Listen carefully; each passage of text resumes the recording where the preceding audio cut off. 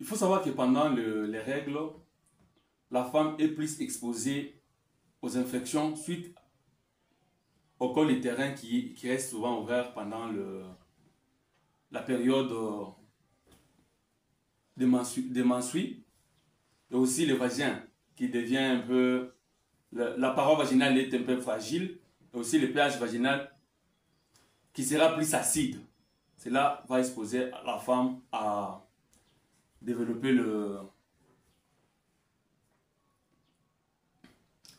les infections. Comme le pH est acide, comme nous avons dit, quand vous allez faire les rapports pendant cette période-là, comme le sperme est alcalin, ça va favoriser aussi l'apparition des infections ou les déséquilibres au niveau du vagin. Bonjour, bienvenue sur notre plateforme Allo Docteur RDC. Allo Docteur RDC, c'est une plateforme de consultation en ligne, de consultation à domicile et aussi de prise en charge. Et aussi, c'est une plateforme d'encadrement des étudiants en sciences médicales. Sur cette chaîne, nous parlons plus de la santé sexuelle parce que nous voulons, dorénavant, briser les tabous qui est autour du sexe. C'est pourquoi nous parlons sur cette chaîne de la santé sexuelle pour aider les gens à comprendre leur sexe. Si vous voulez plus suivre ces vidéos, les vidéos de cette façon, les vidéos qui parlent sur les sexes, qui parlent sur différentes affections sur les sexes, veuillez vous abonner sur notre chaîne, aimer nos vidéos, partager pour qu'on ait une large diffusion. Aujourd'hui, nous allons parler d'un sujet très important qui concerne les femmes. Quelles sont les attitudes à prendre pendant les règles? Quelles sont les attitudes à prendre, quelles sont les attitudes d'hygiène pendant les règles? Quelles sont les attitudes d'hygiène pendant les règles?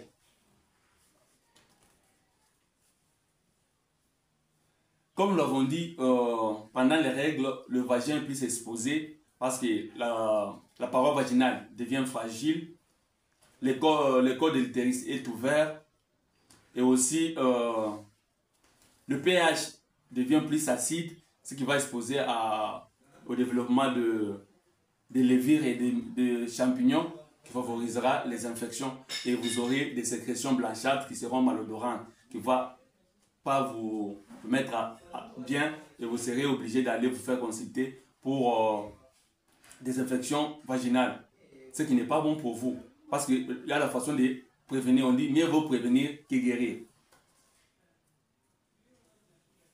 Pour ne pas tomber dans cette situation des infections vaginales à répétition, qu'est-ce que vous devez faire pendant vos menstrues? Qu'est-ce que vous devez faire pendant vos menstrues? 1. Il faut éviter d'abord, éviter les sous-vêtements trop serrés. La première chose, il faut éviter les sous-vêtements trop serrés en tissu synthétique. Éviter les sous-vêtements très serrés et les en tissu synthétique. C'est très important. Il faut les éviter. Il faut éviter de passer plus de 6 heures avec un tampon ou une serviette hygiénique. Il ne faut pas faire plus de 8 ou 6 heures. Parce qu'au-delà de 6 heures, déjà, ça peut devenir un millier de quiltés de microbes et ça vous expose à faire des infections. Il faut commencer par éviter. Et pendant vos règles, vous avez la possibilité de vous laver 2 à 3 fois par jour. 2 à 3 fois par jour. Et à chaque fois que vous arrivez à... Dans vos règles, il faut changer les vêtements, changer vos sous-vêtements, changer... Donc, porter les sous-vêtements qui sont propres à chaque fois que vous enlevez vos linges. 2. Vous devez aussi privilégier les sous-vêtements en coton. Il faut utiliser plus les sous-vêtements en coton parce que nous savons que le coton a la possibilité d'absorption. Ça va vous éviter la stagnation du sang, la stagnation des urines qui peut vous exposer à faire des infections. Et puis quand vous avez ces sous-vêtements en coton, il faut les laver à la main. Et puis ne pas utiliser la machine. Lavez vos sous-vêtements à la main, proprement à la main, ça devient propre. Exposez ces sous-vêtements au soleil, qu'il y ait les rayons solaires qui frappent là-bas, et puis les repasser avant de les porter. Ça va vous peut-être les repasser avant de les porter. Ça va vous épargner aussi de ne pas développer les infections vaginales. Comme nous l'avons dit, évitez de passer. Troisième principe, évitez de passer plus de 6 heures avec une serviette ou un tampon hygiénique. Donc il faut éviter de faire ça. Il faut remplacer vos serviettes hygiéniques ou vos tampons 2 à 3 heures. Ça dépendra de la quantité du menstruel qui sort là-bas. C'est plus 4 heures, vous changez votre 4 à 6 heures, 4 heures, vous changez votre bande hygiénique. Mais pas dépasser 6 heures. Si vous avez 4 à 6 heures, ça va. Mais il ne faut pas dépasser 6 heures. Quand vous dépassez dans 6 heures, ça devient un milieu d'équilibre pour le microbe. Et avant de porter un nouveau serviette, commencez par rincer votre vulve. Prenez de l'eau propre et le savon, rincez votre vulve proprement, qu'il n'y ait pas de gouttelettes de sang qui restent sur vos poils. Ça peut devenir une source d'infection pour votre vagin, votre vulve. Il faut éviter ça. Donc, il faut vous rincer avant de porter une nouvelle serviette hygiénique ou avant de mettre un nouveau tampon. Il faut vous laver proprement et vous essuyer et aussi porter très bien sans qu'il n'y ait pas de problème. Le quatrième principe, évitez de faire votre toilette intime avec le gant de douche. Évitez de faire votre toilette avec les gants de douche. Pourquoi on évite les gants de douche? Les gants de douche, ce sont les gants que vous utilisez chaque jour sur tous les corps pour vous laver. Il y a aussi certains microbes qui restent à l'intérieur. Mais quand vous prenez ces gants-là, vous l'amenez vers votre vulve, vous l'amenez à l'intérieur de votre vagin, le microbe peut migrer vers votre vagin et ça va vous exposer à faire des infections vaginales. Et évitez aussi les savons. Vous devez éviter les savons, vous devez éviter les gels antiseptiques. Vous devez utiliser les savons, les gels antiseptiques pendant et hors les règles. Même si vous n'êtes pas pendant la période de règles, il faut éviter de mettre les gels antiseptiques ou de mettre les savons à l'intérieur de votre vagin. Et puis, quand vous faites votre toilette intime, évitez l'eau sale. Évitez l'eau sale, l'eau qui n'est pas propre. Parce que l'eau là peut être contaminée, ça va vous amener les microbes à l'intérieur de votre vagin, ça va vous exposer. Si vous avez vu que votre eau n'est pas propre, vous n'êtes pas vers les toilettes intimes, prenez cette eau là, faites-la bouillir jusqu'à 100 degrés. L'eau bouillie jusqu'à 100 degrés, vous les prenez, vous mettez à côté, ça se refroidit, puis vous faites votre toilette intime sans problème. Donc ça devient une eau propre. Et aussi, il y a un problème. Cinquième principe, il faut éviter que vos ongles soient longs. Il y a que ce soit naturel, que ce soit les ongles plaqués, il faut éviter. Parce que ça ne va pas vous permettre de bien faire votre toilette intime.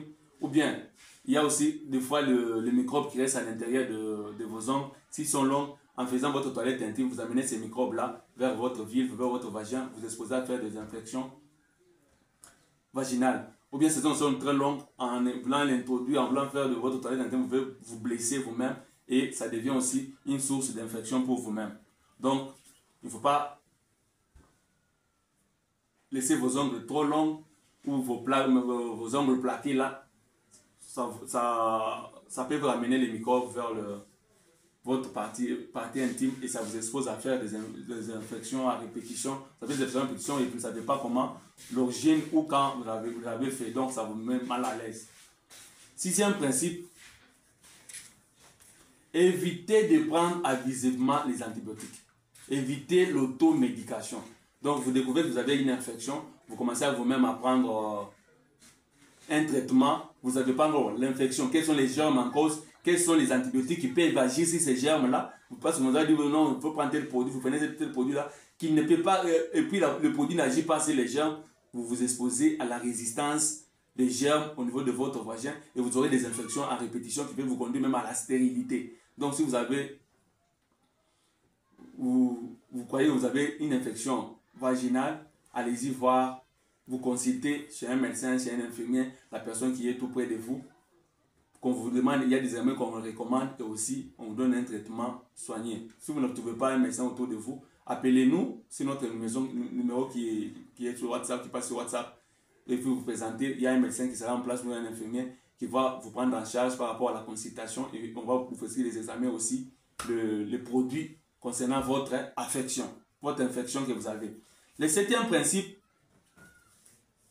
éviter les rapports sexuels pendant les règles. Quand vous êtes pendant les règles, il faut plus éviter les rapports sexuels. Nous avons expliqué dans d'autres vidéos, pendant les rapports sexuels, pendant les règles, la paroi vaginale est fragile, le col de l'utérus est ouvert et aussi le pH du vagin devient trop acide, ce qui va faire que quand vous faites les rapports sexuels, vous avez la possibilité de déstabiliser ce pH et puis déstabiliser aussi la flore vaginale, et aussi la possibilité de blesser la paroi vaginale et vous exposer à plus faire des infections. Toutes ces pratiques que nous avons parlé sont à pratiquer même en dehors des règles. Même pendant les règles, vous devez pratiquer, mais même en dehors de règles, vous devez pratiquer pour éviter des infections génitales. Parce que l'infection génitale, si ce n'est pas bien suivi, ça peut vous exposer à faire une stérilité. Pour toutes vos questions, pour toutes vos suggestions, allez sur nos plateformes Allo Docteur, posez vos questions, ou cette vidéo en commentaire, vous posez des questions, ou si vous avez un problème qui concerne votre organe génital, vous avez des infections à répétition, vous avez un problème qui concerne vos organes intimes, appelez-nous dans notre numéro qui passe en dessous. On va vous mettre en contact avec un médecin. Mais si vous êtes dans la zone où Allo Docteur travaille, on va vous envoyer un médecin vers chez vous et puis on va faire des prélèvements. On va vous donner un traitement adéquat pour votre infection. Merci beaucoup et aimez notre vidéo et abonnez-vous sur notre chaîne.